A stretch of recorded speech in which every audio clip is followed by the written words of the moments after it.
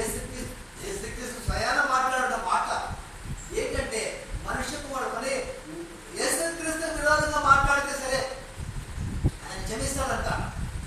నాకు విరోధంగా మాట్లాడితే నేను క్షమిస్తానని మాట్లాడుతున్నాడు. యేసుక్రీస్తుకు విరోధంగా ఎవరైనా మాట్లాడినా వాళ్ళు క్షమిస్తాడు ఆయన. అయితే పరిశుద్ధాత్మకు విరోధముగా మాట్లాడిన ప్రతి ఒక్కడు కూడా ఈ యుగంలో కానీ రాబోయే యుగంలో కానీ ఏ యుగంలో కానీ ఎక్కడ కానీ వాడికి పాపక్షమాపణ కలగదు, వాడికి పాపక్షమాపణ లేదు అని స్పష్టంగా తెలియజేశాడు. కాబట్టి మనము ఆ యొక్క పరిశుద్ధాత్మను మనం పొందుకున్న తర్వాత పరిశుద్ధాత్మకు విరోధంగా మన ఎట్టి పరిస్థితులను ఎలా